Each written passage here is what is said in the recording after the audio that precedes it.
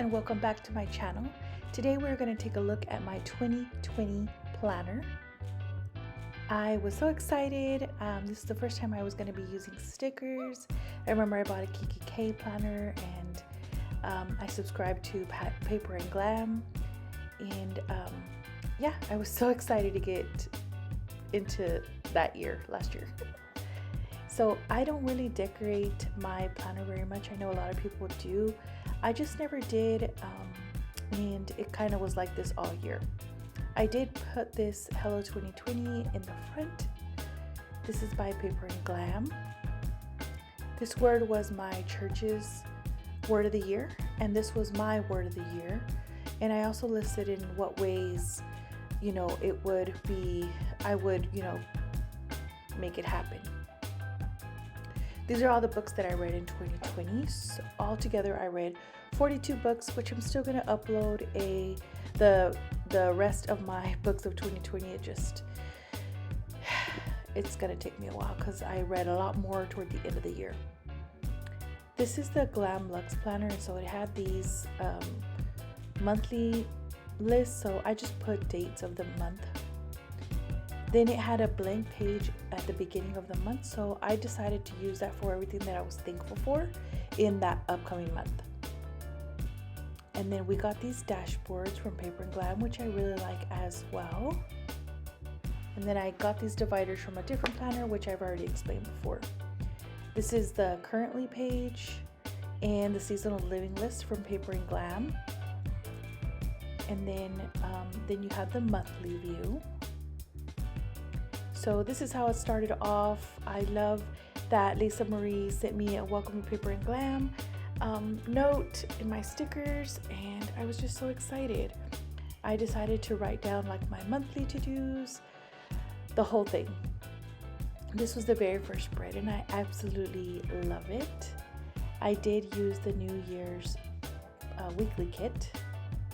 And then this is my next week. This is the beginning of winter, I believe. I remember watching that show Spinning Out, and it was so good. I don't know if anybody else watched it. Okay, my next week, I'm not going to really go over each one. I'll just try to recap it. So January was the most hopeful month of the whole year. Last year, I really had high aspirations and everything, but anyway, I also was like just getting into doing weekly spreads, so I don't know that this was my best month for weekly spreads. But anyway, moving on to February, those are all the things that I was thankful for in February. Of course, the pandemic had not happened yet. The coronavirus was not in full effect just yet. So this month I was able to focus all on Valentine's Day and love, and it was really such a pretty month. It was a leap year, so we did have 29 days that month, and I do have a leap year birthday to celebrate. So this was one of our first spreads. I was still working at a different job last year as well, so everything was different so much. It was all just so different as I'm looking back now. This was Valentine's Day. I did do a Galentine's Day movie back when getting together was a thing. I'm sorry, I'm not going to harp on this whole movie, but anyway, this week I decided to go on a winter adventure with the hubs. We went to Colorado on the 18th. We took a few days off, and it was such a great trip. I inserted this little dashboard just to kind of like a checklist. I really just wanted to put the dashboard there. We came back on the 22nd, so it was such a great trip. We had hot springs and ice skating and snowshoeing. I had never been to Colorado or had seen that much snow. So this is the last week of February. Moving on to March. The first week of March, again, the pandemic had not hit, so I was on vacation actually. My husband and I had gone to Santa Fe, and the day that we were due to come back home, which was a Friday the 13th, that's when Texas went into full pandemonium with people buying out the stores for toilet paper and water and yeah. But before that, it was all nice. We were actually at Santa Fe on our way coming home. So yeah, this was before that. We saw the movie Jojo Rabbit. It was so cute. And I also saw that movie By the Sea, which was such a great movie. It's kind of a little bit weird and depressing, but my husband and I were in that phase of our lives, so it was fitting. Anyway, this is at Santa Fe. I tried to put this insert because I didn't have a dashboard for it. And like I said, we came back to the pandemonium. I call it the pandemonium. It was really the pandemic, but at that time it was pandemonium. Everyone selling out Lysol and toilet paper. It was crazy. All right, this is St. Patrick's week. I did buy a weekly kit for it. It didn't feel like a very lucky week, but I wanted to use it anyway. And then I tried to list all the movies that I watched as well. I tried to do this thing all last year where I only watched movies on Fridays, and I think I kind of stuck to it. I mean, toward the end of the year, I just started watching movies all the time. This is April. April is my birth month, so my husband and I took another little trip. We actually went to Tulsa on my birthday just for the day. It was a very, very safe trip. We didn't really leave the Airbnb. We did go hiking in Tulsa, but other than that, we didn't really leave the Airbnb condo. One thing that I did do that was a lot of fun in April was for Easter, my family and I did a mobile Easter egg hunt. So it's sort of like for Halloween where you go trick-or-treating at different people's houses.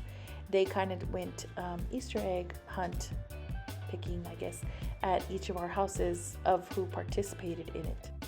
There was a lot of things that went wrong in 2020, but out of the pandemic and quarantine came out these birthday parades, and my family did that for me on my birthday, and it was so cool. It was such a surprise for me, and we did that for a few of my family members, and I think that that's one of the best things to come out of 2020.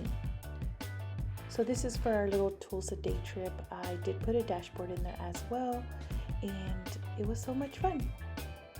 So while quarantine was really hard for a lot of people, there were, I guess, some good things that come out of it, and these were some of those things.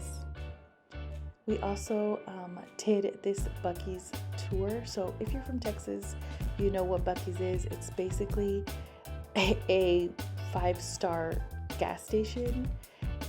They have like some of the cleanest restrooms. They have some yummy food. I don't know. It's a Texas thing, y'all. Anyway, we decided to visit most of them in North Texas. So we took a little tour almost every other weekend or so and decided to visit all of the Buc-ee's in the different cities. And some of them were like an hour away. Some of them were a little bit more, but it was actually really fun. This day we also went to Paris, Texas on the 23rd. And we started doing a lot of day trips where we would just go in the morning and come back in the afternoon. We didn't really spend the night anywhere. So that's another thing that came out of the pandemic, was my husband and I taking a lot of car trips and a lot of day trips and just like spending time in the car. For some reason, it felt safe. We were in our own little cocoon, but we could still go out and see things. All right, so June is the beginning of summer. I had a marvelous overseas vacation planned for the hubs and I for our anniversary, but it had to be canceled, as well as my dinner parties and everything else that I had planned, which is what everyone can say, but looking back, I could just see these plans being canceled. Anyway, another good thing that came out of the pandemic was people creating workshops and letting you, oh yeah, this is when we went to the drive-in theater. Anyway, people creating workshops and you joining those workshops via Zoom. That was so much fun. I did so many studies or workshops like that where I was able to, go to these, mini online week-long conferences, and I thought it was super cool. This day I went to Mexico to see my dad, and when I came back I had to get COVID tested for the first time, and it was actually a really rough trip.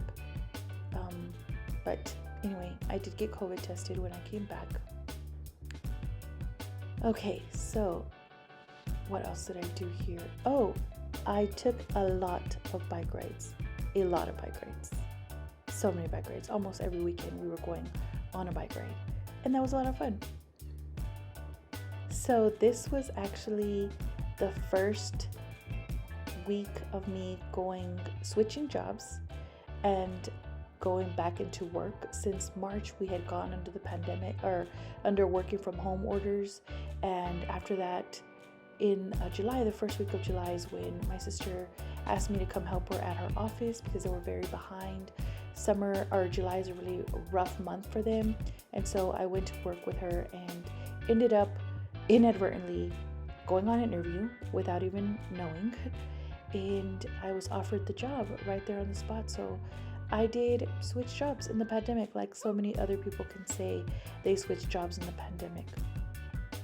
We did go on a little family trip at the end of June. We went to Broken Bow and we had a good old time at the lake there. This is when I started going back into work, so it took a lot of readjusting for me because, like I said, I was off since March. So that's when I did resign, the 13th. That was my last day at work. Isa and I drove to Hunt, Texas with my whole family. We went on this little family weekend trip. We had really never done that since I was young, and it was actually so much fun. Another fun thing is playing Loteria on Zoom. That was so much fun. I remember that day as well. Okay, so July is honestly was so fast and furious. This is the hardest month for me of 2020. This month, my dad actually passed on the 4th. So it was a really difficult month. He didn't die from COVID. My dad is older, but he had just, it was his time to go. So yeah. I don't really, I wrote about it on my blog a little bit, so I really don't want to go into it now, but if you want to check out my blog, I talk more about my dad's passing there. As you can see, I had no plans. I didn't even want to write in my journal. These were all pre-stickers. Also on the 17th, I tested positive for COVID, and it happened to be my mom's birthday, so I couldn't even spend the day with her either. And it wasn't a good August. It hit me hard. Again, I didn't do anything, didn't even plan. Anyway, my COVID lasted 2.5 weeks, so I was out those 2.5 weeks from work. I was working from home, and then at the beginning of September, I went back into work. This is also when the Paper Glam subscription stickers ended, so I had to get creative and buy stickers from girls from like many years ago, so they'd had a different year. That's why I took it off. Anyway, this was me going back into work, and work became such a big part of my fall season because my sister was going out on maternity leave. I became her assistant, like I said, and I had to learn the ropes really quickly, really fast, and also meet all of her clients, and it was so much work to do. That's all I honestly remember from August. Is like, it's so funny because Paper and Glam's motto, or I guess month of August, is you better work, and that was such my August and September, that whole season. So anyway, in October, if I thought September was bad, October was even worse, work-wise, just because my sister was already out. She had my nephew on the 2nd there, so that was her actually last day at work too. And so after that, I was basically on my own at work without her. So it was really hard. I did go to Pumpkin Patch on the weekend. This is when I started living for the weekends, to be honest. Started to try to incorporate some of my seasonal living into the weekends. And after work, like, I started getting a bit of a routine. So I was able to do a little bit more seasonal living than just working like I did in September. We just passed out candy as safe as we could on Halloween. And then November came around and it slowed down, not only for me at work, but also just like way of life slowed down for us. I didn't even like get to plan this month very well, this monthly view here, but my stickers started slowing down, but my days started picking up, if that makes sense. I just started, I think, this is when I watched Queen's Gambit. But anyway, this is when in this month I just started like prioritizing what was important to me and trying to squeeze that in. I also read a lot more books in November and December, more than I had ever read all year. And it was just, like I said, just slower paced living. I didn't go on any trips in October, November, September, or December. We did do like day drives, but no trips. Because like I said, I just started living a little bit slower. There you can see my 2020 looks a little funky because it was a 2016 sticker kit that I bought from a different year. So we did a lot of online shopping for birthday or for Christmas gifts this year. We still got together for Christmas, my whole family did, but we were as safe as we could be, but still trying to honor and do Christmas as we normally do, just for the sake of continuity for the kiddos. But yeah, I did a lot of Zoom Christmas parties too. So if 2020 taught me anything, I would say it was to slow down, to really take stock of what was important in my life, and to really try to celebrate those things that I felt were important. As I look into 2021, I will try to take these lessons that I learned sort of the hard way from 2020 into my year for this year and try to continue doing that. Anyway, I'll talk to y'all later. Bye.